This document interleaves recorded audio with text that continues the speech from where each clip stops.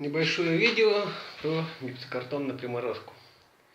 Очень часто использую этот метод при выравнивании стен, так как достаточно быстро, никакого времени на просушку, буквально часа 2-3 и все, и клей встал. На следующий день можно уже хоть плитку укладывать, хоть шпаклевать. Что мы имеем? Вот выставил 2 листа и половинку. Соответственно, для начала смотрится по нивелиру. Кривизна стен, минимальные точки берется 1,5 сантиметра.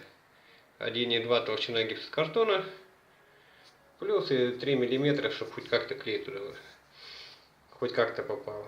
Вот по всему периметру проставляются эти метки. Нет. Метки ставятся начало листа, грубо говоря, 60 сантиметров. И потом 2 метки. Ну вот, прошлый день.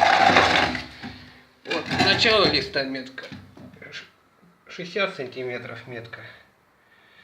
2 метки по стыку. Вот, потом мы, соответственно, накидывается клей шлепками. Толщина шлепков смотрится по кривизне стен. Чем больше завал, тем больше клея.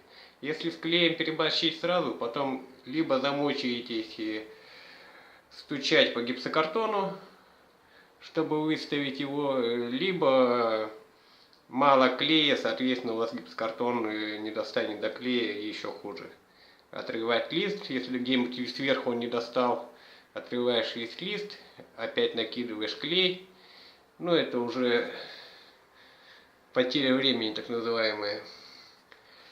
По результату, что получается? Ну вот эти шлепки на стыке. В принципе, можно делать целиком, прогонять всю полосу.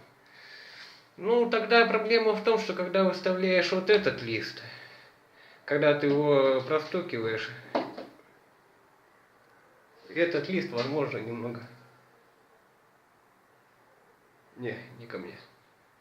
Возможно, немного отойдет.